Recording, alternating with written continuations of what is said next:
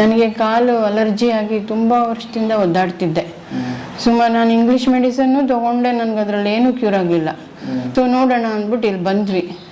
ಆಮೇಲೆ ನನಗೆ complete cure ಆಯಿತು. ನನಗೆ ತುಂಬ ಖುಷಿ ಆಯಿತು. ಸಿಗರೇಟ್ ಬೀಡಿ ಸೇದೋರಿಗೆ ಕ್ಯಾನ್ಸರ್ ಬರುತ್ತಾ ಅಂತ ಕೇಳಿದ್ರೆ ಬರೋ ಚಾನ್ಸಸ್ ಜಾಸ್ತಿ ಇದೆ ಅಂತ ಮಾತ್ರ ಹೇಳ್ಬೋದು, ಬಿಟ್ರೆ ಬಂದೇ ಬರುತ್ತೆ ಅಂತ ಹೇಳಲಿಕ್ಕೆ ಆಗೋದಿಲ್ಲ. ಯಾಕೆಂದರೆ ಅವರು ಸ್ಮೋಕ್ ಮಾಡುವಾಗ ಬಾಯಲ್ಲಿ ಇಟ್ಕೊಂಡೇ ಬಿಟ್ರ, ಗಂಟ್ಲೊಳಗೆ ಹೇಳ್ಕೊಂಡಿದ್ರ, ಎದೆ ಒಳಗೂ ಹೋಗಿ ಬಂತ, ಎಷ್ಟು ಸಹಿತಾ ಇದ್ರು, ಅದ್ರ ಜೊತೆ ಊಟ ತಿಂಡಿಗಳು, ಅವರು ವ್ಯಾಯಾಮ ಆ ಥರದ್ದು ಏನಾದ್ರು ಮಾಡ್ತಾ ಇದ್ದಾರೆ, ಹೀಗೆ ಹಲವಾರು ಇನ್ವಾಲ್ವ್ ಆಗುತ್ತೆ. ಬಟ್ ಅದ್ರ ಕೆಲವೊಂದು ಏನು ಅಂತಂದರೆ ಕೆಲವೊಂದು ಹೆರಿಡಿಟ್ರಿ ಮುಖಾಂತರ ಬರೋದಿರುತ್ತೆ, ಅದರಲ್ಲಿ ಚಾನ್ಸಸ್ ಜಾಸ್ತಿ. ಹುಟ್ಟು ಸಾವು ಎರಡು ಮನೇಲಿ ಆಗ್ತಾ ಇತ್ತು ಮೊದಲು, ಜನಗಳಿಗೆ ಅರ್ಥ ಆಗ್ತಾ ಇತ್ತು ಏನು ಅಂತ. ಈಗೆಲ್ಲ ಆಸ್ಪತ್ರೆಲಿ ಆಗೋದ್ರಿಂದ ಅಲ್ಲಿ ಏನಾಗ್ತಿದೆ ಅಂತ ಯಾರಿಗೂ ಗೊತ್ತಿರಲ್ಲ. ಹೊರಗಡೆ ನಾವು ಗಾಬರಿ ಪಟ್ಕೊಳ್ಳೋದ್ಬಿಟ್ರೆ ಅಲ್ಲಿ ಏನು ಪ್ರೊಸೀಜರ್ ಅದೇ ಆಗುತ್ತೆ. ಮಗು ಹುಟ್ಟುವಾಗ ಏನೇ ಆಗ್ತಿತ್ತು ಮನೇಲಿ ಅದೇ ಆಗುತ್ತೆ, ಸಾಯುವಾಗ ಏನಾಗುತ್ತೆ ಅದೇ ಆಗುತ್ತೆ. ಸೊ ನಮ್ಗೆ ಒಂಥರ ಬ್ಯಾರಿಯರ್ ಆಗಿಬಿಟ್ಟಿದೆ ಮನೇಲಿ ಆಗದೇ ಇರೋದು. ಬರ್ರಿ ಬೀಗ್ರ, ಊಟ ಮಾಡೋಣ. ಬಾಳ್ ಮಂದಾಗ್ಲಿ ತಗೋರಿ. ನಿಮ್ಮ ಬಾಯಾರಿಕೆಯಿಂದ ಹಂಗ ಆಗ್ಲೇವಾ? ಸರಿ, ಇವರು ಸಾವಿತ್ರಿ ಅವರು ಅಂತ ಅವರ ಮನೆಯವರು. ಅವರಿಗೆ ಪ್ರಧಾನವಾಗಿ ಚರ್ಮ ಸಂಬಂಧಿ ಸಮಸ್ಯೆ ಹೇಳಿದ್ರು ಮತ್ತು ಗಂಟು ನೋವು ಹೇಳಿದ್ರು. ಸಾಕಷ್ಟು ದೀರ್ಘಕಾಲದ ಹಿಸ್ಟ್ರಿ ಇದ್ದಿದ್ದು, ಸುಮಾರಾಗಿ ಒಂದು ಹಲವಾರು ವರ್ಷಗಳ ಹಿಸ್ಟ್ರಿ ಇದ್ದಿದ್ದು. ಈ ಚರ್ಮ ಸಂಬಂಧಿ ಸಮಸ್ಯೆಗಳನ್ನು ಆಯುರ್ವೇದ ನೋಡುವಂಥ ಒಂದು ವಿಧಾನ ಬೇರೆ ಇದೆ. ಸಾಮಾನ್ಯವಾಗಿ ಏನಾಗುತ್ತೆ, ಇದು ಫಂಗಲ್ ಇನ್ಫೆಕ್ಷನ್ನು ಅಥವಾ ಬ್ಯಾಕ್ಟೀರಿಯಲ್ ಇನ್ಫೆಕ್ಷನ್ನು, ವೈರಲ್ ಇನ್ಫೆಕ್ಷನ್ ಅಂತ ಹೊರಗಡೆನಲ್ಲಿ ನೋಡುವಂಥದ್ದು ವಾಡಿಕೆ. ಆದರೆ ಆಯುರ್ವೇದದಲ್ಲಿ ನಾವೆಲ್ಲವನ್ನು ನಿಮಗೆ ಈಗ ಗೊತ್ತಿರೋ ಹಾಗೆ ವಾತ ಪಿತ್ತ ಕಫ ಅಂತ 3 ಇದರಲ್ಲಿ ನೋಡ್ತೀವಿ. ಇದರಲ್ಲಿ ಅವರ ಆಹಾರದ ಕಾಂಟ್ರಿಬ್ಯೂಷನ್ ಏನಾರು ಇದೆಯಾ, ಅಥವಾ ಆಕ್ಟಿವಿಟೀಸ್ ಇನ್ ಕಾಂಟ್ರಿಬ್ಯೂಷನ್ ಇದೆಯಾ, ಅಥವಾ ಬೇರೆ ಮೆಡಿಸಿನಿನ ಅಲರ್ಜಿ ಆ ಥರದ್ದು ಏನಾರು ಇದೆಯಾ, ಅಥವಾ ಈಗ ಕಾಲದ ಇನ್ಫ್ಲೂಯೆನ್ಸ್ ಇದೆಯಾ, ಬೇರೆ ಏನು ನೀರಿನ ಇನ್ಫ್ಲೂಯೆನ್ಸ್ ಇದೆಯಾ, ಹೀಗೆ ಹಲವಾರು ವಿಷಯಗಳನ್ನು ನಾವು ನೋಡ್ತಾ ಬರ್ತೀವಿ. ನೋಡಿ ಎಲ್ಲವನ್ನು ಅರ್ಥ ಮಾಡ್ಕೊಂಡು ವಾತ ಪಿತ್ತ ಕಫದಲ್ಲಿ ಯಾವುದು ಹೆಚ್ಚಾಗಿದೆ ಕಡಿಮೆ ಆಗಿದೆ ಇದನ್ನ ನೋಡಿಕೊಂಡು ಅವುಗಳನ್ನ ಬ್ಯಾಲೆನ್ಸ್ ಮಾಡುವ ಕಡೆಗೆ ನಾವು ಬರ್ತೀವಿ. ಇದು ಆಯುರ್ವೇದದ ಬೇಸಿಕ್ ಅಪ್ರೋಚ್. ಇದು ನನಗೆ ಕಾಲು ಅಲರ್ಜಿ ಆಗಿ ತುಂಬ ವರ್ಷದಿಂದ ಒದ್ದಾಡ್ತಿದ್ದೆ. ಸುಮಾರು ನಾನು ಇಂಗ್ಲೀಷ್ ಮೆಡಿಸನ್ನು ತೊಗೊಂಡೆ, ನನಗೆ ಅದರಲ್ಲಿ ಏನೂ ಕ್ಯೂರ್ ಆಗಲಿಲ್ಲ. ಸೊ ನೋಡೋಣ ಅಂದ್ಬಿಟ್ಟು ಇಲ್ಲಿ ಬಂದ್ವಿ. ಆಮೇಲೆ ನನಗೆ ಕಂಪ್ಲೀಟು ಕ್ಯೂರ್ ಆಯಿತು. ನನಗೆ ತುಂಬ ಖುಷಿ ಆಯಿತು. ನನಗೆ ಮನೆ ವಾತಾವರಣ ಇತ್ತು ಇಲ್ಲಿ, ನನಗೆ ಹಾಸ್ಪಿಟಲ್ ಅಂತ ಅನ್ನಿಸ್ಲಿಲ್ಲ. ಆಮೇಲೆ ನಂಗೆ ಆ ಮೈಂಡ್ ಸೆಟ್ಗೆ ನನಗೆ ಸುಮಾರು ವಾಸಿ ಆಯಿತು. ಬಟ್ ಎಲ್ಲ ನೋಡ್ತೀರಿ, ತೊಗೊಂಡು ಬರೋದು ಒಳ್ಳೇದು. ನಿಮ್ಮ ಹತ್ರ ಏನೇನು ಹಿಂದೆ ಟ್ರೀಟ್ಮೆಂಟ್ ಆಗಿತ್ತು, ಏನೇನು ತಗೋತಾ ಇದ್ವಿ, ಖಂಡಿತ ಅದೆಲ್ಲ ನಿಮ್ಮ ಹತ್ರ ಹೇಳಿ ಆಮೇಲೆ ಇದನ್ನ ಮಾಡೋದು ಬೆಟರ್ ಅಂತೀರಿ. ಯಾವುದೇ ಇನ್ವೆಸ್ಟಿಗೇಷನ್ ರಿಪೋರ್ಟ್ಸ್ ಇದ್ರೆ, ಮೆಡಿಸಿನ್ ತಗೊಂಡಿದ್ದ ಹಿಸ್ಟ್ರಿ ಇದ್ರೆ, ಅದೆಲ್ಲವನ್ನು ತರಕ್ಕೆ ಸಾಮಾನ್ಯವಾಗಿ ನಾವು ಅದನ್ನ ಹೇಳ್ತೀವಿ. ಪೇಷಂಟಿಗೆ ಒಂದು ಸಮಸ್ಯೆ ಇದೆ ಸರ್, ನಮ್ಮ ಹತ್ರ ನನ್ನನ್ನು ಸೇರಿ ಹೇಳ್ತೀನಿ, ಏನು ಹೇಳೋದೇ ಇಲ್ಲ ನಾವು, ನೋಡೋಣ ಇವ್ರು ಏನು ಕೊಡ್ತಾರೆ ಅಂತ ಒಂದು ಕಾಯ್ತಾ ಇರ್ತೀವಿ. ಹಿಂದೆ ತಗೊಂಡಿದ್ದು ಹೇಳಲ್ಲ, ಅಥವಾ ಏನೋ ಅಪರಾಧಿ ಭಾವನೆ ಕಾಡ್ತಾ ಇರುತ್ತೆ ನಮಗೆ, ಅಂಥದಕ್ಕೆ ಏನು ಹೇಳ್ತೀರಿ? ನೀವು ನಮ್ಮ ಕೇಸ್ ಶೀಟ್ ನೋಡ್ಬೋದು. ಅಫ್ಕೋರ್ಸ್ ಇದು ಎಲ್ಲ ಕಾಲೇಜುಗಳಲ್ಲೂ ಇರುತ್ತೆ. ನಾವೇನ್ ಮಾಡ್ತೀವಿ, ನಿಮ್ಮ ಪ್ರಧಾನವಾದ ಸಮಸ್ಯೆ ಏನು ಅಂತ ಅಲ್ಲಿಂದ ಶುರು ಮಾಡ್ತೀವಿ.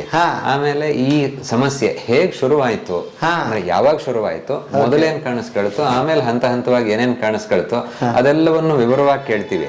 ಆಮೇಲೆ ಇದಕ್ಕೆ ರಿಲೇಟೆಡ್ ಆಗಿ ಈ ಹಿಂದೆ ಏನಾದ್ರು ಬೇರೆ ಸಮಸ್ಯೆಗಳಿತ್ತ, ಆಮೇಲೆ ಇನ್ನು ಜನರಲ್ ಆಗಿ BP, ಶುಗರ್, ಥೈರಾಯ್ಡ್ ಈ ಥರದ್ದು ಕೇಳ್ಕೊತೀವಿ. ಇದಾದ ನಂತರ ಆಯುರ್ವೇದದಲ್ಲಿ 2 ವಿಶೇಷತೆ ಅಂದ್ರೆ, ಒಂದು ಅಷ್ಟಸ್ಥಾನ ಪರೀಕ್ಷಾ, ಮತ್ತೊಂದು ದಶವಿಧ ಪರೀಕ್ಷಾ ಅಂತ ಹೇಳ್ತಾರೆ. ಅಷ್ಟಸ್ಥಾನ ಪರೀಕ್ಷೆಗಳಲ್ಲಿ ಇವರದ್ದು ಏನು ಹಸಿವೆ, ಜೀರ್ಣಶಕ್ತಿ ಇದರಿಂದ ಹಿಡಿದು, ಆನಂತರ ಈಗ ಪಲ್ಸ್ ಎಕ್ಸಾಮಿನೇಷನ್ ಅಂತ ಆಡು ಭಾಷೆಯಲ್ಲಿ ಹೇಳ್ತಾರೆ, ನಾಡಿ ಪರೀಕ್ಷಾ ಅಂತ ನೀವು ಕೇಳಿರ್ತೀರಿ.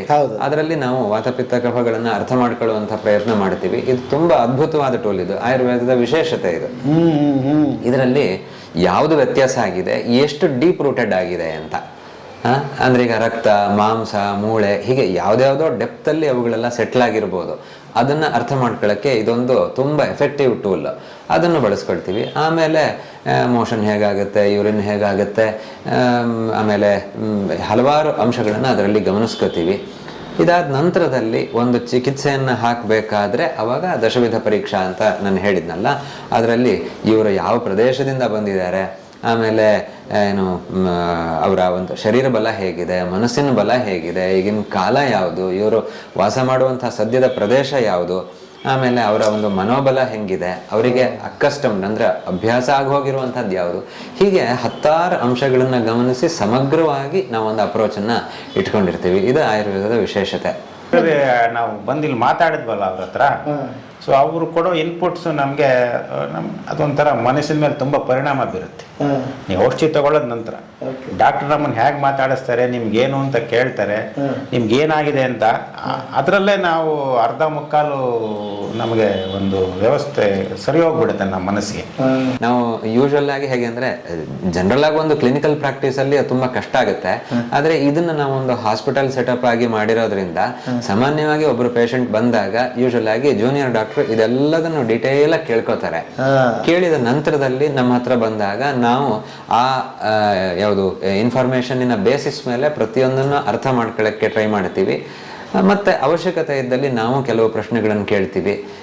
ಹೀಗೆ ಪ್ರತಿಯೊಂದು ನೀವು ಈ ಕೇಸ್ ಶೀಟ್ ಅನ್ನು ಕೂಡ ನೋಡ್ಬೋದು, ಇದ್ರಲ್ಲಿ ನಾವು ಹೇಗೆ ಮಾಡ್ತೀವಿ ಏನು ಅಂತ. ನಾವು ಎಲ್ಲ ಎಷ್ಟೋ ಕಡೆ ಸೋರಿಯಾಸಿಸ್ ವಾಸಿ ಆಗಲ್ಲ, ಅದು 28 ರಿಪೋರ್ಟ್ಸ್ ಎಲ್ಲ ನಾವು ನೋಡಿದ್ದೀವಿ.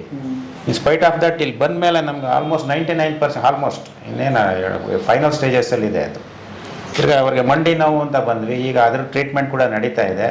ಮೊದಲು ಇವ್ರು ವಾಕಿಂಗೇ ಹೋಗ್ತಿರ್ಲಿಲ್ಲ, ಈಗ ವಾಕಿಂಗ್ ಸ್ಟಾರ್ಟ್ ಮಾಡಿದ್ದೀವಿ. 1.5 ಕಿಲೋಮೀಟರ್ ವಾಕಿಂಗ್ ಮಾಡ್ತಾ ಇದ್ದಾರೆ ಇವಾಗ. ಆದ್ದರಿಂದ ನಮಗೆ ಒಂದು ತುಂಬ ಟ್ರಸ್ಟ್ ನಂಬಿಕೆ ಬಂದಿದೆ. ನನಗೆ ಫಸ್ಟು ಸ್ವಲ್ಪ ಕಾನ್ಸ್ಟಿಪೇಷನ್ ಅಂತ ಬಂದೆ, ಏನೋ ಒಂದು ಮೆಡಿಸಿನ್ ಕೊಟ್ಟರು, ಒಂದು 2-3 ಡೇಸಲ್ಲಿ ಕ್ಲಿಯರ್ ಆಗೋಯ್ತು. ಆಮೇಲೆ ಸ್ವಲ್ಪ ನನಗೆ ಯೂರಿಕ್ ಆ್ಯಸಿಡ್ ಪ್ರಾಬ್ಲಮ್ ಆಯಿತು. ಅವಾಗ ಬಂದಾಗ ನೀವು ಒಂದು ವಿರೇಚನ ತಗೊಳ್ಳಿ ಅಂತ ಹೇಳಿದ್ರು. ಆ ವಿರೇಚನ ತೊಗೊಂಡ್ಮೇಲೆ ನನಗೆ ನೋಡಿ ಇಟ್ ಇಸ್ ಟೋಟಲಿ ಕ್ಲಿಯರ್ಡ್. ಅದ್ರ ಸಿಂಪ್ಟಮ್ಸ್ ಕೂಡ ಇಲ್ಲ ನನಗೆ ಇವಾಗ ಕೊಟ್ಟು. ನಮಗೆ ತುಂಬಾ ಉಪಯೋಗ ಆಗಿದೆ ಅದರಲ್ಲಿ. ನಮ್ಗೆ have no second thought about that. ಮತ್ತು ಇಲ್ಲಿ ಇವರೊಬ್ಬರೇ ಅಂತಲ್ಲ, ಇಲ್ಲಿರೋ ಡಾಕ್ಟರ್ಸು, ಸ್ಟಾಫು, ಇಲ್ಲಿ ನಾವು ಬಂದು ಹೋಗೋದು, ಇನ್ಕ್ಲೂಡಿಂಗ್ ನಮ್ಮ ಅಡ್ಮಿನಿಸ್ಟ್ರೇಷನ್ ಸ್ಟಾಫ್ ಎಲ್ಲರೂ ಅಷ್ಟೇ ನಮ್ಗೆ ತುಂಬ ಒಂಥರ ಮನೆಯವ್ರ ಥರ ನೋಡ್ತಾರೆ. ನಮ್ಗೆ ಯಾರು ಒಂಥರ ಇದೇ ಆಗಲ್ಲ. ಅದರಿಂದ ನಮ್ಗೇನಾಗುತ್ತೆ ಅಂದರೆ ಇಲ್ಲಿ ಬರಬೇಕು ಅನ್ನೋ ಒಂಥರ ಭಾರಿ ನಮ್ಮ ಮನೆಗೆ ಬಂದಂಗೆ ಆಗುತ್ತೆ. ಸೊ ಅದರಿಂದ ನಾವು ಕೊಡೋ ಮೆಡಿಸಿನ್ ಕೂಡ ನಮಗೆ ತುಂಬ ಅದ್ರ ಎಫೆಕ್ಟು ತುಂಬಾ ಆಗಿದೆ. ನಮಗೆ ಬೇರೆ ಕಡೆ ಎಲ್ಲ ಗಮನಿಸಿರ್ತೀವಿ, ಹೋದ್ರೆ ಭಯದ ವಾತಾವರಣ ನಮ್ಗೆ ಹಾಸ್ಪಿಟಲ್ ವಾತಾವರಣ ಇಲ್ಲಿಲ್ಲ ಅಲ್ವಾ? ಇಲ್ಲ. ಆಮೇಲೆ 100 ಟೆಸ್ಟ್ಗಳು ಶುರು ಮಾಡ್ಬಿಡ್ತಾರ. ನಾ ಬೇಕೋ ಬೇಡೋ ನಮ್ಗೇನು ಗೊತ್ತೂ ಇರೋದಿಲ್ಲ, ಎದಕ್ ಮಾಡ್ತಾರ ಅಂತ ಹೇಳೋದು ಇಲ್ಲ. ಭಾರಿ ಇನ್ಫಾರ್ಮೇಶನ್. ನಾವು ಯಾವ್ದು ಟೆಸ್ಟ್ ಕೂಡ ಮಾಡಿಸ್ಕೊಂಡಿಲ್ಲ. ಯಾವಲ್ಲ ಒಂದು ಬ್ಲಡ್ ಟೆಸ್ಟ್ ಒಂದು ಇದು ಬಿಟ್ರೆ ನಾವು ಬೇರೆ ಆ ಥರ ಅವ್ರು ಏನು ಹೇಳೂ ಇಲ್ಲ, ನಾವು ಮಾಡಿಸ್ಕೊಂಡಿಲ್ಲ. ನಾವು ಅದೇ ಹೇಳಿದ್ನಲ್ಲ, ಫಸ್ಟ್ ಅವ್ರು ಅರ್ಧ ನಮಗೆ ಕೇಳೋ ಕ್ವಶನ್ಸಲ್ಲೇ ನಮ್ಗೆ ಅರ್ಧ ಆಲ್ಮೋಸ್ಟ್ ನಮ್ಗೆ ವಾಸಿ ಆಗಿದೆ ಅಂತ ಮನಸ್ಸಿಗೆ ಮೆಂಟಲ್ ಇದು ನಮಗೆ ಬಂದ್ಬತ್ತೆ. ಅದಕ್ಕೆ ನಮಗೆ ಅದು ಈಗ ಒಂಥರ ಇಲ್ಲಿ ಬರಬೇಕು ಅಂದರೆ ಒಂಥರ ವಿ ಫೀಲ್ ವೆರಿ ಹ್ಯಾಪಿ. ಏನಿಲ್ಲ ಅಲ್ಲಿ ಏನಿಲ್ಲ. ಮತ್ತು ಇನ್ನು ಸೆಕೆಂಡ್ಲಿ ಈ ಮೆಡಿಸಿನ್ ಅಂತ ಕಾಸ್ಟ್ ಇಲ್ಲ ನಿಮಗೆ, ಪಾಕೆಟ್ಗೆ ಸೂಟ್ ಆಗುತ್ತೆ. ನಿಮ್ಗೆ ಯಾವ್ದು ಒಂಥರ ಯಾವುದು ತುಂಬ ದುಡ್ಡು ಆ ಥರ ಮಾನಿಟ್ರಿ ಇದೇ ಇಲ್ಲ. ಫಸ್ಟ್ ಆಫ್ ಆಲ್ ನಾವೇ ಏನಾದ್ರು ಕೊಡಬೇಕಷ್ಟೆ, ಹಂಗಿದೆ ಸ್ಥಿತಿ. ಅವಾಗ ನಿಮ್ಗೆ ಏನಾಗುತ್ತೆ, first of all it suits your pocket, ನಿಮ್ಮ ಮೆಂಟಲ್ ಇದಿಲ್ಲ. ಅಂಥ ಟೈಮಲ್ಲಿ ನಿಮ್ಗೆ ಏನಾಗುತ್ತೆ, automatically you will get adjusted to this. ಮತ್ತು ಇಲ್ಲಿರೋ ವಾತಾವರಣ, ಇಲ್ಲಿರೋ ಡಾಕ್ಟರ್ಸು, ಸ್ಟಾಫು, ಮೆಡಿಸಿನ್ ಅದು ಆಟೋಮೆಟಿಕ್ ವರ್ಕ್ ಮಾಡುತ್ತೆ. ಅದು ನಮಗೆ ತುಂಬ ಒಂಥರ ಅನುಕೂಲ, ತುಂಬಾ ಅನುಕೂಲ ಆಗಿದೆ ಬಿಡಿ. ಅದರಿಂದ ನಮಗೆ ಒಂಥರ ಫ್ಯಾಮಿಲಿ ಡಾಕ್ಟರ್ ಆಗ್ಬಿಟ್ರಿ ಈಗ. ನಾವೆಲ್ಲದಕ್ಕೂ ಇಲ್ಲ. ಈಗ ಹೇಗಿದೆ ಸರ್ ಆಯುರ್ವೇದ? ಏನು ಮತ್ತೆ ಜನಗಳು ಈಗ ಟ್ರೆಂಡ್ ತುಂಬ ಚೇಂಜ್ ಆಗಿದೆ. ಮತ್ತೊಂದೇನು ಅಂತಂದರೆ, ನಾವು ಓದುವಾಗ ಕಾಲೇಜಲ್ಲಿ ಒಂದು 8-10 ಕಾಲೇಜ್ ಇತ್ತು ಅನಿಸುತ್ತೆ ಕರ್ನಾಟಕದಲ್ಲಿ. ಈಗ 60 ಮೇಲಿದೆ ಕಾಲೇಜ್, ಬರೀ ಆಯುರ್ವೇದ ಕಾಲೇಜಸ್. ಗೌರ್ಮೆಂಟ್ ಕಾಲೇಜಾಗ 3 ಇತ್ತು, ಮೈಸೂರು, ಬೆಂಗಳೂರು, ಬಳ್ಳಾರಿಲಿತ್ತು. ಈಗ ಶಿವಮೊಗ್ಗದಲ್ಲಿ ಒಂದಾಗಿದೆ. ಅದೇ ರೀತಿ ಡೆವಲಪ್ ಆಗ್ತಾ ಹೋಗುತ್ತೆ. ಮತ್ತು ಆಪರ್ಚುನಿಟೀಸು ಮೊದಲೆಲ್ಲ ಏನಂದರೆ ಪ್ರಾಕ್ಟೀಸ್ ಮಾಡಬೇಕಿತ್ತು, ಬಿಟ್ಟರೆ ಬೇರೆ ಗೌರ್ಮೆಂಟ್ ಜಾಬ್ಗಳು ಅಂತೇಳಿ ಕೆಲವೊಂದು ಹಳ್ಳಿಲಿರೋ GID ಅಂತ ಮಾಡ್ತಾರೆ, ಅದರಲ್ಲಿ ಕೊಡ್ತಾಯಿದ್ರು. ಈಗ ರೈಲ್ವೆ ಡಿಪಾರ್ಟ್ಮೆಂಟಲ್ಲಿದೆ, ಮಿಲಿಟ್ರಿಲಿದೆ, ಒಂದೊಂದು ಪೋಸ್ಟ್ ಕ್ರಿಯೇಟ್ ಮಾಡಿದ್ದಾರೆ ಹೆಲ್ಪ್ ಮಾಡಲಿಕ್ಕೆ ಅಂತ. ಸೊ ಹಾಗಾಗಿ ಇದಕ್ಕೆ ಜನಕ್ಕೆ ಬರ್ತಾ ಇದ್ದಾರೆ. ಅದರದ್ದು ವಾಪಸ್ ಉಪಯೋಗಿಸ್ಕೊಳ್ಳುವಂತಹ ಅವಕಾಶಗಳು ಕೂಡ ಎಲ್ಲರಿಗೂ ಸಿಗ್ತಾ ಇದೆ. ಹಾಗಾಗಿ ಇದನ್ನು ಓದಿ ಬರ್ಬೋದು, ಫೀಲ್ಡಿಗೆ ಬರ್ಬೋದು. ಬಟ್ ಒಂದೇನು ಅಂತಂದರೆ, ಎಲ್ಲ ಫೀಲ್ಡಲ್ಲೂ ಇರೋಂಗೆ ಒಳ್ಳೆಯವರು, ಕೆಟ್ಟವರು, ತುಂಬ ಒಳ್ಳೆಯವರು ಅಂತಾರಲ್ಲ, ಹಾಗೆ ನೀವು ಎಷ್ಟು ಅಧ್ಯಯನ ಮಾಡಿರ್ತೀರಿ, ನಿಮಗೆ ಎಷ್ಟು ಗೊತ್ತಿದೆ, ಅದ್ರ ಮೇಲೆ ಎಲ್ಲ ಡಿಪೆಂಡ್ ಆಗುತ್ತೆ. ಯಾವುದನ್ನು ಕೂಡ ಇದು ಗೋಲ್ಡ್ ಥರ ಇದೆ, ನೀವು ಚೂಸ್ ಮಾಡ್ಕೊಂಡು ಬಂದ್ಬಿಡಿ ಅಂತ ಕರೀಲಿಕ್ಕೆ ಆಗೋದಿಲ್ಲ. ಯಾಕಂತಂದರೆ ನಿಮ್ಮ ವ್ಯಕ್ತಿತ್ವ ಇದಕ್ಕೆ ಸೂಟ್ ಆಗುತ್ತಾ, ನಿಮಗೆ ಆ ಸೇವಾ ಮನೋಭಾವನೆ ಇದೆಯಾ, ಕಲಿಯುವಂಥ ತುಡಿತಾ ಇದೆಯಾ, ಹೆಲ್ಪ್ ಮಾಡಬೇಕು, ಈ ಥರ ಮೆಂಟಾಲಿಟಿ ಇದ್ದಾಗ ಇಲ್ಬಾರ್ದು. ನಿಮಗೆ ಬರೀ ದುಡಿಮೆ ಮಾಡ್ಕೊಂಡು ಆರಾಮಾಗಿರ್ಬೇಕಂದ್ರೆ ಅದರ್ ಪ್ರೊಫೆಷನ್ಸ್. ಬಟ್ ಅಲ್ಲೂ ಹೋದ್ರೆ ಕಾಂಪಿಟೇಷನ್ ಇಲ್ಲ ಅಂತೇನಿಲ್ಲ. ಅಂದರೆ ಒಂದು ಸಬ್ಜೆಕ್ಟನ್ನು ತೊಗೊಳೋಕ್ಕಿಂತ ಮುಂಚೆ ಇದು ನನಗೆ ಸೂಟ್ ಆಗುತ್ತಾ ಅಂತ ನೋಡ್ಕೊಳ್ಳೋದು ಉತ್ತಮ ಅಂತ. ಈಗ ನಮಗೇನಾಯಿತು ಅಂದರೆ ಜಾಯಿನ್ ಆದಮೇಲೆ ಗೊತ್ತಾಯಿತು ಹೀಗೆಲ್ಲ ಇದೆ ಸಬ್ಜೆಕ್ಟು ಅಂತ. ಫಾರ್ ಎಕ್ಸಾಂಪಲ್ ನಮಗೆ ಸಂಸ್ಕೃತ ಬರಬೇಕು, ಆಮೇಲೆ ಸಂಸ್ಕೃತ ಅನ್ನೋದು ಎಲ್ಲೂ ಹೇಳ್ಕೊಡೋದಿಲ್ಲ. ಇದಕ್ಕೆ ಬಂದಮೇಲೆ ಸಂಸ್ಕೃತ ಒಂದು ಸಬ್ಜೆಕ್ಟ್ ಇಟ್ಟಿದ್ದಾರೆ ಕಲೀಲಿಕ್ಕೋಸ್ಕರ ಅಂತಲೇ, ಅಲ್ಲಿ ಕಲ್ತ್ಕೋಬೇಕಾಯ್ತು. ಈಗ ಮೊದಲೇ ಗೊತ್ತಿದ್ರೆ ಅಥವಾ ನಮಗೆ ಪ್ರೈಮರಿ ಸ್ಕೂಲ್ ಹೈಸ್ಕೂಲಲ್ಲಿ ಆಗಿರೋದ್ರ ಬಗ್ಗೆ ಸ್ವಲ್ಪ ಆದರೂ ಇನ್ಫಾರ್ಮೇಷನ್ ಇದ್ದರೆ ಅಟ್ಲೀಸ್ಟ್ ಏನೊಂದು ಗೊತ್ತಿರುತ್ತೆ. ಇಲ್ಲ ನಮ್ಮ ತಾತ ಮುತ್ತಾತ ಕಫ ಅಂತ ಹೇಳ್ತಾ ಇದ್ರು, ಪಿತ್ತ ಆಗಿದೆ ಅಂತಿದ್ರು, ಅಷ್ಟು ಬಿಟ್ಟರೆ ನಮಗೇನು ಹೆಚ್ಚಿಗೆ ಗೊತ್ತಿರೋದಿಲ್ಲ. ಸೊ ಆ ಸಬ್ಜೆಕ್ಟನ್ನು ಕೂಡ ಈಗ ಮಕ್ಕಳಿಗೆ ಹೇಳ್ಕೊಡೋಕ್ಕೂ ಶುರು ಮಾಡಿದ್ದಾರೆ. ಕೆಲವು ಸ್ಕೂಲಲ್ಲಿ ಹೋಗಿ ಆಯುರ್ವೇದ ಬಗ್ಗೆ ಬೇಸಿಕ್ ಏನೇನು ಆಗುತ್ತೆ, ಆಯುರ್ವೇದ ಅಂದರೆ ಏನು ಅಂತ ಈ ಥರ ಇನ್ಫಾರ್ಮೇಷನ್ ಇದ್ದಾಗ ಅವ್ರು ಅದನ್ನ ಇನ್ನೊಂಚೂರು ಕಲೆಕ್ಟ್ ಮಾಡಿಕೊಂಡು ನನಗಿದು ಸೂಟ್ ಆಗುತ್ತಾ ಅಂತ ನೋಡಿಕೊಂಡ್ರೆ ದಟ್ ಈಸ್ ಆಲ್ವೇಸ್ ಬೆಟರ್. ಈಗ ಅಧ್ಯಯನಕ್ಕೋಸ್ಕರ ಸಂಸ್ಕೃತ ಬೇಕು ಅಂತನಾ? ಅದು ಅಧ್ಯಯನಕ್ಕೋಸ್ಕರ ಸಂಸ್ಕೃತ ಬೇಕೇ ಬೇಕು. ಯಾಕಂದರೆ ಬೇರೆ ಜನಾಂಗ ವಂಚಿತ ಆಗ್ತಾರೆ ಅಂತ ಅನ್ಸಲ್ವಾ? ಅದು ನಾವು ಸಂಸ್ಕೃತ ಕಲಿಯಲ್ಲಪ್ಪ, ನಾನು ಇದನ್ನು ಪ್ರಾಕ್ಟೀಸ್ ಮಾಡಬೇಕು ಅಂತ. ಇದನ್ನು ಪ್ರಾಕ್ಟೀಸ್ ಮಾಡಬೇಕು ಅಂತಂದರೆ ಈಗ ನಮಗೆ ಅದನ್ನು ಟ್ರಾನ್ಸ್ಲೇಟೆಡ್ ಬುಕ್ ಸಿಕ್ಕುತ್ತೆ.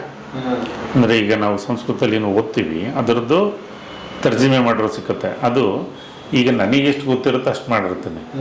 ನನಗಿಂತನೂ ಚೆನ್ನಾಗಿ ಗೊತ್ತಿರೋ ಇನ್ನೊಂಥರ ಹೇಳ್ತಾರೆ, ಅವ್ರಿಗಿಂತನೂ ಚೆನ್ನಾಗಿ ಗೊತ್ತಿರೋ ಇನ್ನೊಂಥರ ಹೇಳ್ತಾರೆ. ಆ ಇಂಟರ್ಪ್ರಿಟೇಷನ್ಸ್ ಮಿಸ್ ಆಗುತ್ತೆ. ಅದನ್ನ ನಿಮಗೆ ಮೂಲ ಕೃತಿ ಓದ್ಲಿಕ್ಕೆ ಬಂದರೆ ನಿಮಗೂ ಆ ಒಂದು ವಿಷನ್ ಅಂತ ಏನು ಹೇಳ್ತೀವಿ, ಅದರ ವ್ಯಾಪ್ತಿ ಅಂತ ಏನು ಹೇಳ್ತೀವಿ, ಅದು ಚೆನ್ನಾಗಿರುತ್ತೆ. ಈಗ ಫಾರ್ ಎಕ್ಸಾಂಪಲ್ ನಮ್ಮಲ್ಲಿ ಈಗ ವಾತ ಅಂದ ಕೂಡಲೇ ನೋವು ಬರುತ್ತೆ, ಕಸ ಅಂತ ಹೇಳ್ತೀವಿ. ಆ ನೋವು ಯಾಕೆ ಬರುತ್ತೆ, ಚಳಿಗಾಲದಲ್ಲಿ ಮಳೆಗಾಲದಲ್ಲಿ ಜಾಸ್ತಿ ಬರುತ್ತೆ ಯಾಕೆ ಅನ್ನುವಾಗ, ಶೀತ ಇದ್ದಾಗ ನೋವುಗಳು ಜಾಸ್ತಿ ಬರುತ್ತೆ ಅಂತ ಹೇಳ್ತಾರೆ. ಬರೀ ಶೀತ ಅಂದ್ಕೊಳ್ಳಿ ನಾವು ಬರೀ ನೆಗಡಿ ಕೆಮ್ಮು ಅಂತ ಅಲ್ಲಿಗೆ ನಿಲ್ಲಿಸ್ಬಿಡ್ತೇವೆ. ಈ ಶೀತ ಅನ್ನೋವಾಗ ಏನಾಗುತ್ತೆ, ಗಾಳಿ ತಂಪಾದಾಗ ನಮ್ಮಲ್ಲಿ ಸರ್ಕ್ಯುಲೇಷನ್ ಕಮ್ಮಿ ಆಗುತ್ತೆ ಮಾಂಸದಲ್ಲಿ. ಅವಾಗ ಏನಾಗುತ್ತೆ, ಸಣ್ಣ ಪುಟ್ಟ ನೋವುಗಳು ಕಾಣುತ್ತೆ. ಬೇಸಿಗೆಲಿ ಏನಾಗುತ್ತೆ, ರಕ್ತ ಸಂಚಾರ ಚೆನ್ನಾಗಿರುತ್ತೆ, ಸಣ್ಣ ಪುಟ್ಟ ನೋವಿದ್ರು ಅಡ್ಜಸ್ಟ್ ಮಾಡ್ಕೊಳುತ್ತೆ ಬಾಡಿ. ಸೊ ಈ ಥರದ್ದನ್ನು ನಮ್ಗೆ ಇನ್ನೊಂದು ಚೂರು ಡೀಪಾಗಿ ಹೋಗಬೇಕು ಅಂದರೆ ಸಬ್ಜೆಕ್ಟಲ್ಲಿ ಸಂಸ್ಕೃತ ಇದ್ದರೆ ಒಳ್ಳೇದು. ಹಂಗಂತೇಳಿ ನಮಗೀಗ ಸಂಸ್ಕೃತ ಪಾಂಡಿತ್ಯ ಬೇಕು ಅಂತಲ್ಲ, ಆ ಆಯುರ್ವೇದದನ್ನು ಇರೋವಂಥದ್ದನ್ನು ಅರ್ಥ ಮಾಡ್ಕೊಳ್ಳೋಷ್ಟು ಮಿನಿಮಮ್. ಅದಕ್ಕೆ ಇದನ್ನು ಕಲ್ತಿರಲ್ಲ ಅಂತೇಳಿ ಒಂದು ಸಬ್ಜೆಕ್ಟ್ ಲ್ಯಾಂಗ್ವೇಜನ್ನೇ ಇಟ್ಟಿದ್ದಾರೆ. ನೀವು ಕಲ್ತಿಲ್ಲ ಅಂದರೆ ಇಲ್ಲಿ ಕಲ್ತ್ಕೊಳ್ಳಿ ಅಂತ. ಇದು ಕಲೀಲಿಕ್ಕೆ ಬಾರದು ಅಂತಲ್ಲ, ಕಲೀರಿ ಅಂತಲೇ ಕೊಡ್ತಾ ಇದ್ದಾರೆ ಸಬ್ಜೆಕ್ಟ್. ಅದಿದ್ದಷ್ಟು ಒಳ್ಳೇದು. ಇಲ್ಲ ಅಂದರೆ ಬುಕ್ ಸಿಕ್ಕುತ್ತೆ, ಬಟ್ ಅದೇನಂದರೆ ಅದೇ ಹೇಳೋದಿಲ್ಲ, ನಿಮ್ಮ ವಿಷನ್ನು ನಿಮ್ಮ ನಾಲೆಡ್ಜ್ ಹೆಂಗಿರುತ್ತೋ ಹಂಗೆ ನೋಡ್ತಾ ಹೋಗುತ್ತೆ ಅಂತ ಆಗುತ್ತೆ. ನಿಮ್ದು ಯಾವ ಸರ್?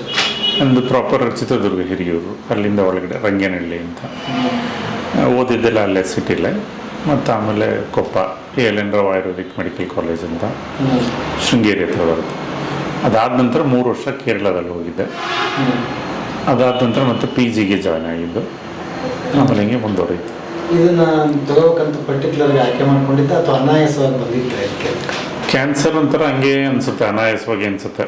ಒಂದು ಸೆಂಟ್ರಿಗೆ ಕನ್ಸಲ್ಟೆಂಟ್ ಆಗಿ ವರ್ಕ್ ಮಾಡ್ತಿರೋ ಸಂದರ್ಭದಲ್ಲಿ ಫಾರಿನ್ನಿಂದ ಒಬ್ಬರು ಪೇಷಂಟ್ ಬಂದರು. ಅವರಿಗೆ ಕಿಡ್ನಿದು ಕ್ಯಾನ್ಸರ್ ಆಗಿತ್ತು. ಅವ್ರನ್ನ ಹತ್ರ ಹೇಳಲಿಲ್ಲ, ನಮಗೂ ಅದೇನು ಗೊತ್ತಾಗಲಿಲ್ಲ ಸಿಂಪ್ಟಮು.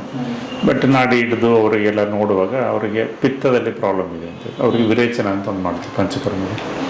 ಅದು ಮಾಡಿ ಅವ್ರು ವಾಪಸ್ ಹೋದ್ಮೇಲೆ ಅವ್ರಿಗೆ ಅಲ್ಲಿ ಟ್ರೀಟ್ಮೆಂಟು ಕಮ್ಮಿ ಬೇಕಾಯಿತು, ರಿಕವರಿ ಆಯಿತು. ಅವ್ರು ಅದನ್ನು ಹೇಳಿದ್ರು ಹಿಂಗಾಯಿತು ಅಂತ. ಆಗ ನಮಗೊಂಚೂರು ಕಾನ್ಫಿಡೆನ್ಸ್ ಬಂತು, ಓಕೆ ಇದರಲ್ಲೂ ನಾವೇನಾದ್ರು ಸ್ವಲ್ಪ ಕೈಯಾಡಿಸ್ಬೋದು, ಏನೋ ನಡೀತಾ ಇದೆ ಇಲ್ಲಿ ಅಂತೇಳಿ. ಅದರ ನಂತರ ಅದೇ ಥರ ಕೆಲವು ಪೇಷಂಟ್ಗಳು ಈ ಬ್ರೆಸ್ಟ್ ಕ್ಯಾನ್ಸರ್ ಆಗಿರುವಂಥದ್ದು ಅಥವಾ ಗರ್ಭಕೋಶದ ಕ್ಯಾನ್ಸರ್ ಆಗಿರುವಂಥವ್ರು ಟ್ರೀಟ್ಮೆಂಟ್ ಎಲ್ಲ ಮುಗಿದ ಮೇಲೆ ಕೀಮೋ ರೇಡಿಯೇಷನ್ ಥೆರಪಿ ಆದಮೇಲೆ ಮನಸ್ಸಿಗೂ ಅವ್ರಿಗೆ ಸುಮಾರು ಬೇಜಾರಾಗಿರುತ್ತೆ, ದೇಹಕ್ಕೂ ಆಯಾಸ ಆಗಿರುತ್ತೆ. ಇವೆರಡನ್ನೂ ಗುಣ ಮಾಡ್ಕೊಡೋಕ್ಕಾಗುತ್ತಾ ಅಂತ ಕೇಳಲಿಕ್ಕೆ ಶುರು ಮಾಡೋದು. ಅಲ್ಲಿ ನೋಡುವಾಗಲೂ ಅಲ್ಲೂ ಕೂಡ ಪಿತ್ತದ ಅಂಶ, ಅಂದರೆ ಕೀಮೋಥೆರಪಿ ರೇಡಿಯೋಥೆರಪಿ ಮಾಡಿದಾಗ ಬಾಡಿ ಹೀಟ್ ಜಾಸ್ತಿ ಆಗುತ್ತೆ, ರಕ್ತದಲ್ಲಿ ಪ್ರಾಬ್ಲಮ್ಸ್ ಬರುತ್ತೆ, ಸ್ಕಿನ್ ಪ್ರಾಬ್ಲಮ್ಸ್ ಅಥವಾ ಸ್ಕಿನ್ ಡಿಸ್ಕಲರೇಷನ್ ಬರೋ ಚಾನ್ಸಸ್ ಇರುತ್ತೆ. ಇದನ್ನೆಲ್ಲ ನಾವು ಪಿತ್ತ ಅಂತ ಕನ್ಸಿಡರ್ ಮಾಡ್ತಾರೆ. ಸೊ ಅದಕ್ಕೆ ಟ್ರೀಟ್ಮೆಂಟ್ ವಿರೇಚನ ಅಂತ ಮಾಡ್ತಾರೆ. ಅದು ಮಾಡಿದಾಗ ಅವ್ರಿಗೆ ರಿಸಲ್ಟ್ ಬಂತು. ಸೊ ಆಗ ಒಂದು ಕ್ಯೂರಿಯಾಸಿಟಿ ಬಂತು, ಇದರಲ್ಲಿ ಏನಾದ್ರು ನಾವು ಮಾಡ್ಲಿಕ್ಕೆ ಸಾಧ್ಯ ಅಂತ. ಬಟ್ ಅದನ್ನು ಹೇಳ್ತಾರಲ್ಲ, ಗುರುವಿನ ಗುಲಾಮನಾಗೋದಾಗ ದೊರೆಯದಣ್ಣ ಮುಕ್ತಿ ಅನ್ನೋ ಥರ ಹಾಗೆ ಮಾಡಬೇಕು ಅನ್ಸುತ್ತೆ. ಹೆಂಗೆ ಮುಂದೆ ಹೆಜ್ಜೆಡೋದು ಅಂತ ಗೊತ್ತಿಲ್ಲ. ಸೊ ಆವಾಗ ನಮಗೆ ನೋಡುವಾಗ ಬೆಳಗಾಮಲ್ಲೇ ಒಂದು ಕೋರ್ಸ್ ಸ್ಟಾರ್ಟ್ ಆಯಿತು. ಇದು 2 years ಕ್ಯಾನ್ಸರ್ದು ಫೆಲೋಶಿಪ್ ಅಂತೇಳಿ. ಅದಕ್ಕೆ ಜಾಯ್ನ್ ಆಗ್ಲಿಕ್ಕೆ ಆಗಲಿಲ್ಲ ನನಗೆ. ಅದನ್ನು ಟ್ರೈನ್ ಮಾಡೋರು ಯೋಗೇಶ್ ಬಿಂದಾಲಿ ಅಂತೇಳಿ ಪೂನಾದಲ್ಲಿ ರಸಾಯನ ಕ್ಯಾನ್ಸರ್ ಕ್ಲಿನಿಕ್ ಅಂತ ಮಾಡಿದರು. ಸೊ ಅವ್ರನ್ನ ಅಪ್ರೋಚ್ ಮಾಡಿದಾಗ ಅವ್ರು ಅಲ್ಲಿಗೆ ಬನ್ನಿ ಕಲಿಸ್ಕೊಡ್ತೀವಿ ಅಂತ ಹೇಳಿದ್ರು. ನಾನು ತಿಂಗಳಿಗೆ ಒಂದು ವಾರ ಅಲ್ಲಿ ಹೋಗ್ತಾ ಇದ್ದೆ. ಆಲ್ಮೋಸ್ಟ್ ಒಂದು 6-7 ತಿಂಗಳು ಅವ್ರ ಹತ್ರ ಹೋಗಿ ಏನು ಮಾಡ್ತವ್ರೆ, ಯಾಕೆ, ಏನು ಅಂತೆಲ್ಲ ಸ್ವಲ್ಪ ತಿಳ್ಕೊಳ್ಳೋಕ್ಕೆ ಅಧ್ಯಯನ ಮಾಡಲಿಕ್ಕಾಯಿತು. ಅಲ್ಲಿ ರಸೌಷಧೀಸ್ ಅಂದರೆ ನಮಗೆ ಮೆಟಲ್ಸನ್ನು ಉಪಯೋಗಿಸ್ಕೋತೀವಿ ಮೇಯ್ನಾಗಿ ಟ್ರೀಟ್ಮೆಂಟಾಗಿ. ಅದನ್ನು ಟ್ರೀಟ್ಮೆಂಟಲ್ಲಿ ರೂಪದಲ್ಲಿ ಮಾಡ್ತಾಯಿದ್ರು. ತುಂಬ ಚೆನ್ನಾಗಿ ರಿಸಲ್ಟ್ ಇತ್ತು. ಅದರಲ್ಲೂ ಫಸ್ಟ್ ಡೇ ನಾವು ಹೋದಾಗ ಪೆಟ್ ಸ್ಕ್ಯಾನ್ ಅಂತ ಮಾಡ್ತೀವಿ. ಪೆಟ್ ಸ್ಕ್ಯಾನ್ ಅಂತಂದರೆ ಸ್ಕ್ಯಾನಲ್ಲಿ ಒಂಚೂರು ವಿಭಿನ್ನವಾಗಿರುತ್ತೆ. ಕ್ಯಾನ್ಸರು ಎಲ್ಲ ಕಡೆ ಸ್ಪ್ರೆಡ್ ಆಗಿದೆಯಾ ಅಂತ ನೋಡ್ಲಿಕ್ಕೆ ಒಂದು, ಎಷ್ಟು ಜಾಸ್ತಿ ಆಗಿದೆ ಅಂತ ನೋಡ್ಲಿಕ್ಕೆ ಒಂದು, ಸೇಮ್ ಅದರಲ್ಲೇ ಬರುತ್ತೆ. ಸೊ ಅಂಥದ್ದು ನೆಗೆಟಿವ್ ಬಂದಿತ್ತು. ಅಂದರೆ ಅವರಿಗೆ ಪಾಸಿಟಿವ್ ಇತ್ತು, ಇವು ಟ್ರೀಟ್ಮೆಂಟ್ ಕೊಟ್ಟು ಅವ್ರಿಗೆ ನೆಗೆಟಿವ್ ಬಂದಿತ್ತು. ನಾನು ಹೋಗಿ ಫಸ್ಟ್ ದಿವಸದಲ್ಲಿ ಒಂದು 2ನೇ ಕೇಸ್ ಅದು ಯೂಶಲಿ ಬರೋದಿಲ್ಲ, ಹಂಗೆ ತುಂಬ ರೇರ್. ಸೊ ಅಷ್ಟು ಬಂದಿದೆ ಅಂದಮೇಲೆ ಅಲ್ಲೇನೋ ಒಂದು ನಡೀತಾ ಇದೆ. ಸೊ ನನಗೆ ಕ್ವಶನ್ಗಳಿದ್ದು ಹೆಂಗೆ ವರ್ಕ್ ಆಗುತ್ತೆ ಅಂತ, ಅದು ಕ್ವಶನ್ ಕೇಳೋದಕ್ಕಿಂತ ವರ್ಕ್ ಆಗ್ತಿದೆ ಕಲ್ತ್ಕೋಬೇಕು ಅನ್ನೋದು ಕ್ಯೂರಿಯಾಸಿಟಿ ಜಾಸ್ತಿ ಆಯಿತು. ಅವರು ಹೇಳ್ಕೊಡ್ತಾ ಇದ್ರು, ಅವರ ಕಾನ್ಸೆಪ್ಟ್ಸ್ ಎಲ್ಲ ಬೇರೆ ಥರ ಇತ್ತು. ಯಾಕಂದ್ರೆ ನಾನು ಕೇರಳ ಟ್ರೆಡಿಷನಲ್ ನಮ್ಮಲ್ಲಿ ಜಾಸ್ತಿ ಕಾಸ್ಟ್ ಔಷಧಿಯಿಂದ ಉಪಯೋಗಿಸಿ, ಅಂದರೆ ಗಿಡಗಳು ಅದರದ್ದು ರೂಟು ಅಥವಾ ಅನಿಮಲ್ಸಿಂದ ಇದನ್ನು ಉಪಯೋಗಿಸ್ತಾ ಇದ್ವಿ. ರಸೌಷಧೀಸ್ ಅಂದರೆ ಈ minerals, gold, silver, copper, arsenic ಇದೇನಿದೆ ಇದನ್ನು ಉಪಯೋಗಿಸೋ ಪ್ರಮಾಣ ಕಮ್ಮಿ ಇತ್ತು. ಬಟ್ ಅವರಲ್ಲಿ ಹೋದಾಗ ಅದು ಬೇಕಾಗುತ್ತೆ. ಯಾಕಂದರೆ ಡಿಸೀಸ್ ಯಾವಾಗ ಸ್ಟ್ರಾಂಗ್ ಇರುತ್ತೆ, ನಮಗೂ ಕೂಡ ಸ್ಟ್ರಾಂಗ್ ಮೆಡಿಸಿನ್ ಕೊಡಬೇಕು. ವೀಕ್ ಮೆಡಿಸಿನ್ ಕೊಟ್ಟರೆ ತಾಗೋದಿಲ್ಲ. ಸೊ ಆ ಸ್ಟ್ರಾಂಗ್ ಮೆಡಿಸಿನ್ ಕೊಡುವಾಗ ಬಾಡಿ ಕ್ಯಾನ್ಸರ್ಲಿ ವೀಕ್ ಇರುತ್ತೆ, ಬಟ್ ಸ್ಟ್ರಾಂಗ್ ಮೆಡಿಸಿನ್ ಕೊಟ್ಟು ಮತ್ತು ವೀಕ್ ಮಾಡಬಾರ್ದು. ಸೊ ಆ ಸಂದರ್ಭದಲ್ಲಿ ಈ ಥರ ಕಾಂಬಿನೇಷನ್ಸ್ ಉಪಯೋಗಿಸ್ಕೊಂಡಾಗ ಬಾಡಿಗೂ ಸಪೋರ್ಟು ಮಾಡುತ್ತೆ, ಆ ಕಡೆ ನಮಗೆ ಕೆಲಸನೂ ಮಾಡಿಕೊಡುತ್ತೆ. ಫಾರ್ ಎಕ್ಸಾಂಪಲ್ ಈಗ ಡೈಮಂಡ್ದು ಭಸ್ಮ ಉಪಯೋಗಿಸ್ತೇವೆ, ಹೀರಕ ಭಸ್ಮ ಅಂತ. ಅದು ಬಾಡಿಗೂ ಸಪೋರ್ಟ್ ಮಾಡುತ್ತೆ. ಈಗ ನಾವು ವಜ್ರದಷ್ಟು ಕಠಿಣ ಅಂತೀವಿ, ಅದನ್ನ ಏನು ಬೇಕಾದ್ರೆ ಕಟ್ ಮಾಡ್ತೀವಿ, ಹಾಗೆ ಇದನ್ನು ಕೂಡ ದೇಹದಲ್ಲಿ ನಮಗೆ ಬೇಡದಿದ್ದನ್ನು ತೆಗೆದಾಕ್ಲಿಕ್ಕೆ ಕೂಡ ಹೆಲ್ಪ್ ಮಾಡುತ್ತೆ. ಈ ಥರದ್ದು ಪ್ರಿನ್ಸಿಪಲ್ಸ್ ಎಲ್ಲ ಅವರಿಂದ ನನಗೆ ಕಲೀಲಿಕ್ಕೆ ಅವಕಾಶ ಆಯಿತು. ಈ ಕಾಮನ್ ಪೀಪಲಲ್ಲಿ ಒಂದಿದೆ ಸರ್, ಅದು ಟೆಸ್ಟ್ ಮಾಡಿದ ತಕ್ಷಣ ಕ್ಯಾನ್ಸರ್ ಅಂತ ಬಂದುಬಿಟ್ರೆ ಸಾಕು, ಕುಸಿದೋಗ್ಬಿಡ್ತೀವಿ. ಅದು ಯಾವ ಕ್ಯಾನ್ಸರ್ ಅಂತ ನೋಡೋಕೆ ಹೋಗಲ್ಲ, ವಾಸಿ ಆಗೋ ಕ್ಯಾನ್ಸರ ಅಥವಾ ಪರ್ಮನೆಂಟ್ ಆಗಿರೋದಾ ಅಥವಾ ಸತ್ತೋಗೋ ಕಾಯಿಲೆನಾ, ಇವತ್ತು ಅದಕ್ಕೆ ಹಾಗೆ ಇದೆ. ಎಷ್ಟು ಪ್ರಕಾರದ ಕ್ಯಾನ್ಸರ್ಗಳಿದೆ ಮತ್ತು ಯಾಕೆ ಬರುತ್ತೆ ಅದು ಅಂತ ಅಂತೀವಿ? ಕ್ಯಾನ್ಸರು ಯಾಕೆ ಬರುತ್ತೆ ಅಂತ ಹೇಳೋದು ಭಾರಿ ಕಷ್ಟ. ಯಾಕಂದರೆ ಅದಕ್ಕೆ ಒಂಥರ ಸಮೂಹ ಹಲವಾರು ಕಾರಣಗಳು ಸೇರಿ ಬರುತ್ತೆ. ಫಾರ್ ಎಕ್ಸಾಂಪಲ್ಲು ಸಿಗರೇಟ್ ಬೀಡಿ ಸೇದೋರಿಗೆ ಕ್ಯಾನ್ಸರ್ ಬರುತ್ತಾ ಅಂತ ಕೇಳಿದ್ರೆ ಬರೋ ಚಾನ್ಸಸ್ ಜಾಸ್ತಿ ಇದೆ ಅಂತ ಮಾತ್ರ ಹೇಳ್ಬೋದು, ಬಿಟ್ರೆ ಬಂದೇ ಬರುತ್ತೆ ಅಂತ ಹೇಳಲಿಕ್ಕೆ ಆಗೋದಿಲ್ಲ. ಯಾಕೆಂದರೆ ಅವರು ಸ್ಮೋಕ್ ಮಾಡುವಾಗ ಬಾಯಲ್ಲಿ ಇಟ್ಕೊಂಡೇ ಬಿಟ್ರ, ಗಂಟ್ಲೊಳಗೆ ಹೇಳ್ಕೊಂಡಿದ್ರ, ಎದೆ ಒಳಗೂ ಹೋಗಿ ಬಂತ, ಎಷ್ಟು ಸಹಿತಾ ಇದ್ರು, ಅದ್ರ ಜೊತೆ ಊಟ ತಿಂಡಿಗಳು, ಅವರು ವ್ಯಾಯಾಮ ಆ ಥರದ್ದು ಏನಾದ್ರು ಮಾಡ್ತಾ ಇದ್ದಾರೆ, ಈ ಹಲವಾರು ಇನ್ವಾಲ್ವ್ ಆಗುತ್ತೆ.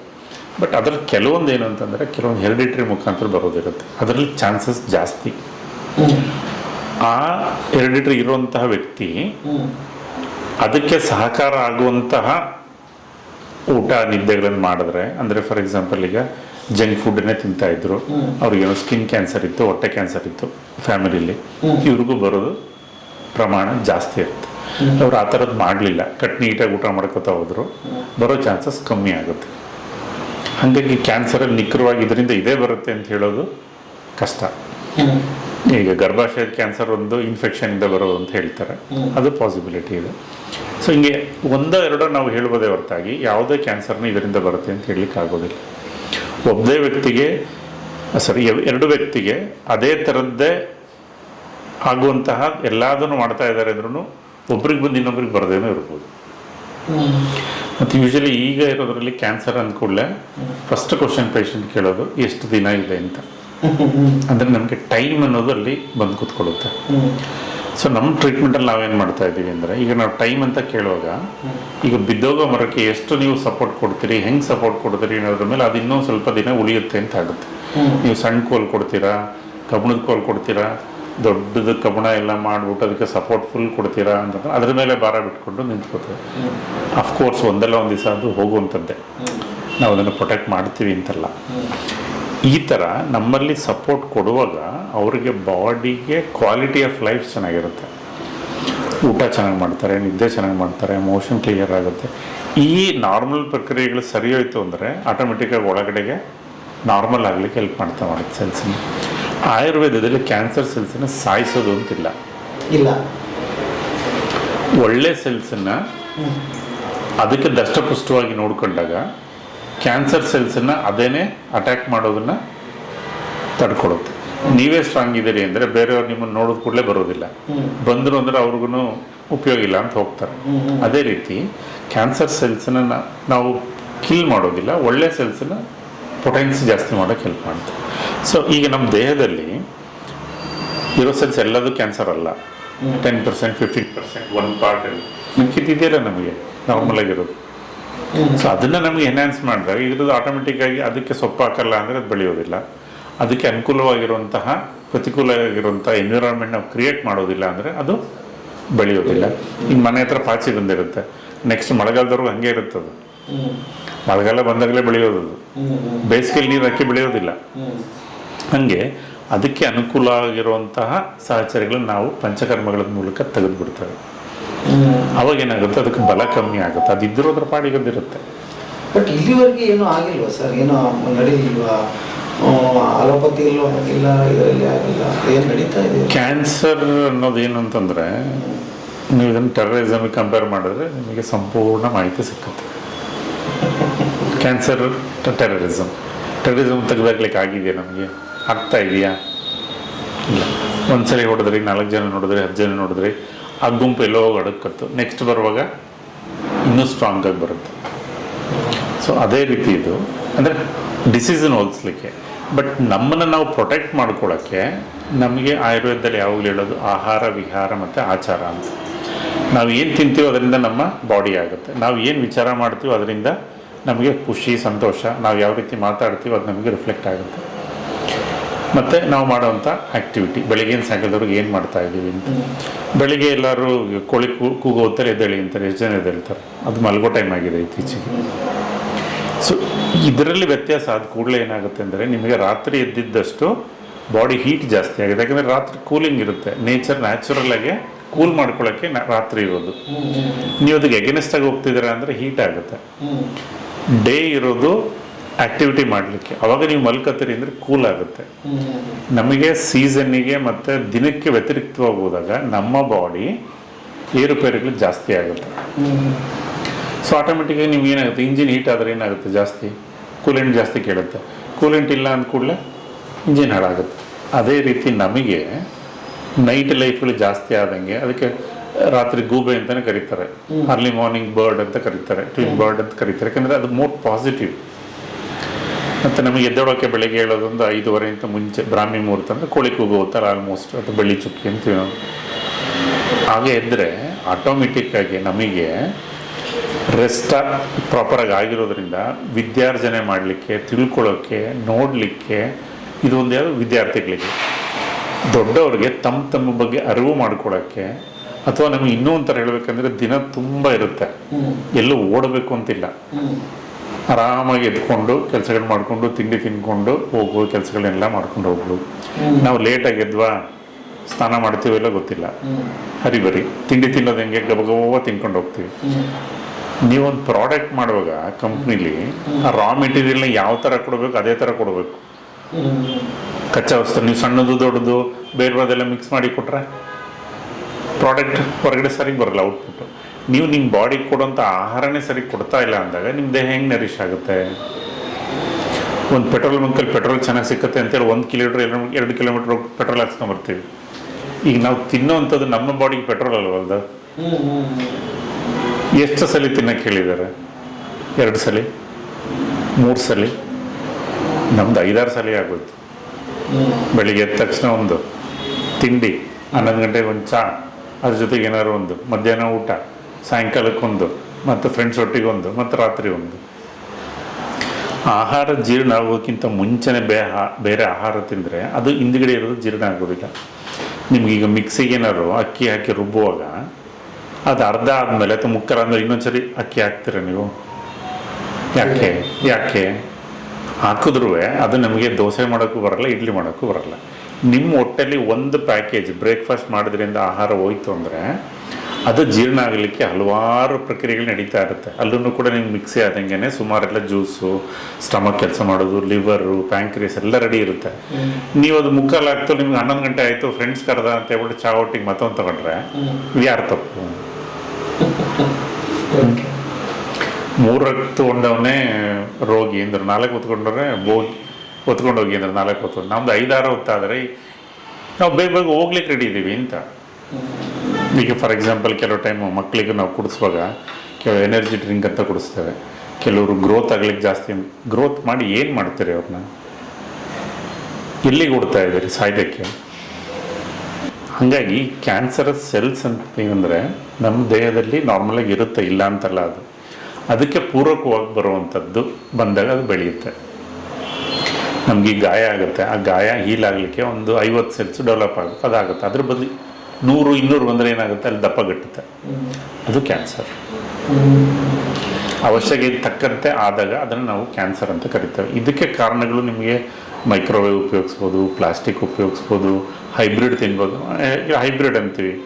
ಹೈಬ್ರಿಡ್ ಅಂದ್ರೆ ಏನು, ಒಂದು ಬೀಜ ಬಿತ್ತಿ ನಮಗೆ ಜಾಸ್ತಿ ಈಲ್ಡ್ ಕೊಡುವಂಥದ್ದು. ನಾನು ಆಗಲೇ ಹೇಳ್ದಂಗೆ ಆಹಾರ ಅನ್ನೋದು ನೀವು ಏನು ತಿಂತೀವೋ ಅದರಿಂದ ಬಾಡಿ ಆಗುತ್ತೆ. ನೀವು ಜವಾರಿ ತಿಂದಾಗ ನಿಮಗೆ ಸ್ಟ್ರಾಂಗ್ ಇರುತ್ತೆ, ಕಮ್ಮಿ ತಿಂತೀರಿ ಸಾಕಾಗುತ್ತೆ.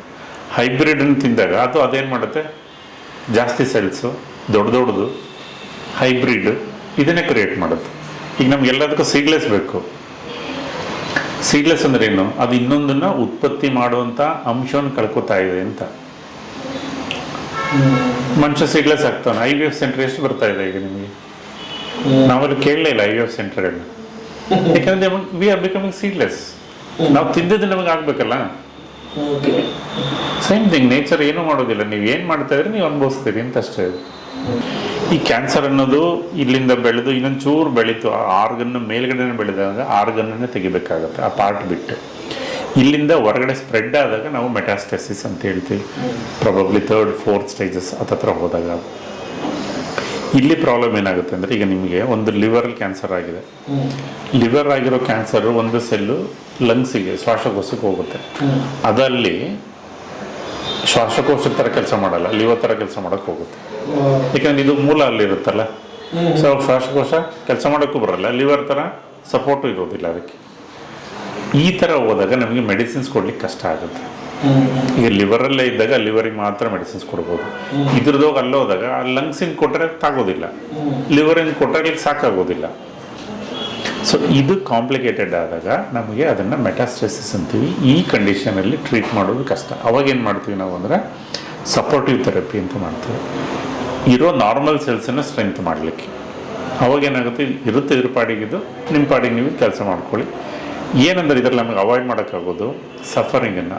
ನೀವು ಹೇಳಿದ್ರಲ್ಲ, ಆ ಒಂಥರ ಮನಸ್ಸಿನ ವ್ಯಾತನೆ.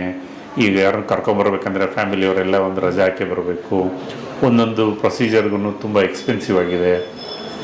ಇದನ್ನು ನಮಗೆ ಕಟ್ ಡೌನ್ ಮಾಡಲಿಕ್ಕಾಗುತ್ತೆ. ಎಲ್ಲಿವರೆಗೂ ಅಂತಂದರೆ, ಪಕ್ಕದ ಮನೆಯವ್ರಿಗೂ ಗೊತ್ತಿಲ್ಲ ಇವ್ರಿಗೆ ಕ್ಯಾನ್ಸರ್ ಆಗಿದೆ ಅಂತ, ಆ ಸ್ಟೇಜ್ವರೆಗೂ ನಮಗೆ ತಗೊಂಡೋಗ್ಲಿಕ್ಕೆ ವಾಪಸ್ ಆಗಿದೆ. ಡೆತ್ಗಳು ಆಗ್ತಾ ಇದೆ, ಗುಣ ಆದವರೆಲ್ಲ ಡೆತ್ ಆಗಿಲ್ಲ ಅಂತಲ್ಲ, ಡೆತ್ಗಳು ಆಗ್ತಾ ಇದೆ. ಬಟ್ ಅದರಲ್ಲಿ ಏನು ಅಂತಂದರೆ ಕಾಲ್ ಮಾಡ್ತಾರೆ, ಅದು ಯಾವಾಗ ಇಮ್ಮಿಡಿಯೇಟ್ ಕಾಲ್ ಮಾಡೋರು ಇದ್ದಾರೆ, ಮೆಸೇಜ್ ಹಾಕೋರಿದ್ದಾರೆ. ಇಲ್ಲಿವರೆಗೂ ಆರಾಮಾಗಿದ್ದರು, ಬೆಳಿಗ್ಗೆ ತಿಂಡಿ ತಿಂತಾ ಇದ್ರು, ಏನೋ ಸ್ವಲ್ಪ ಕಷ್ಟ ಆಯಿತು, ಆಸ್ಪತ್ರೆಗೆ ಕರ್ಕೊಂಡು ಹೋಗೋಣ ಅಂತಿದ್ವಿ, ಅಷ್ಟೊತ್ತಿಗೆ ಹೊಟ್ಟೋದ್ರು. ಇದು ಸಿಂಪಲ್ ಅನಿಸುತ್ತೆ ನೋಡೋಕ್ಕೆ. ಬಟ್ ಅದರ್ ಸೈಡ್ ನೋಡಿದ್ರೆ ನಿಮಗೀಗ ICU ಹಾಕಿದ್ರೆ, ಇನ್ಕ್ಯುಬೇಟ್ರಲ್ಲಿಟ್ಟರೆ ಆ ಕಾಸ್ಟ್ ಬರುವಂಥದ್ದು, ಇವ್ರ ಗಾಬರಿಗಳು, ಇವೆಲ್ಲ ಒಂದು ಕಡೆಗೆ ನಮಗೆ ಒಂದೇ ಸಲಿಗೆ ಅದನ್ನು ಕಮ್ಮಿ ಮಾಡ್ದಂಗೆ ಆಯ್ತು. ವ್ಯಕ್ತಿಗೂ ಕೂಡ ಸಾವು ಸಹಜ, ನನಗೂ ಬರುತ್ತೆ, ನಿಮಗೂ ಬರುತ್ತೆ, ಎಲ್ಲರಿಗೂ ಬರುತ್ತೆ. ಆಯುರ್ವೇದ ಹೇಳೋದೇನು ಅಂತಂದರೆ, ಹುಟ್ಟದಿಂದ ಸಾಯೋದು ಸಹಜ. ಹೆಂಗೆ ಸತ್ರಿ ಸಾಯುವಾಗ ನೀವು ನರಳಿ ಸತ್ರ, ಆರಾಮಾಗಿ ಸತ್ರ ಅನ್ನೋದು ಇಂಪಾರ್ಟೆಂಟ್. ಸೊ ಇಲ್ಲಿ ನಮಗೆ ಅದನ್ನು ಒದಗಿಸ್ಕೊಡ್ಲಿಕ್ಕೆ ಸಾಧ್ಯ ಆಗ್ತದೆ. ನೀವು ಕೆಲವು ಟೈಮ್ ವಾಟ್ಸಪ್ಪಲ್ಲಿ ಮೆಸೇಜ್ ಬರುತ್ತಲ್ಲ, ಅದರಲ್ಲಿ ನೋಡುವಾಗ ಹಾಗೇನೆ ಹುಟ್ಟು ಸಾವು ಎರಡು ಮನೇಲಿ ಆಗ್ತಾ ಇತ್ತು ಮೊದಲು. ಜನಗಳಿಗೆ ಅರ್ಥ ಆಗ್ತಾ ಇತ್ತು ಏನು ಅಂತ. ಈಗೆಲ್ಲ ಆಸ್ಪತ್ರೆಲಿ ಆಗೋದ್ರಿಂದ ಅಲ್ಲಿ ಏನಾಗ್ತದೆ ಅಂತ ಯಾರಿಗೂ ಗೊತ್ತಿರಲ್ಲ. ಹೊರಗಡೆ ನಾವು ಗಾಬರಿ ಪಟ್ಕೊಳ್ಳೋಗ್ಬಿಟ್ರೆ ಅಲ್ಲಿ ಏನು ಪ್ರೊಸೀಜರ್ ಅದೇ ಆಗುತ್ತೆ. ಮಗು ಹುಟ್ಟುವಾಗ ಏನೇ ಆಗ್ತಿತ್ತು ಮನೇಲಿ ಅದೇ ಆಗುತ್ತೆ, ಸಾಯುವಾಗ ಏನಾಗುತ್ತೆ ಅದೇ ಆಗುತ್ತೆ. ಸೊ ನಮ್ಗೆ ಒಂಥರ ಬ್ಯಾರಿಯರ್ ಆಗಿಬಿಟ್ಟಿದೆ ಮನೇಲಿ ಆಗದೆ ಇರೋದು.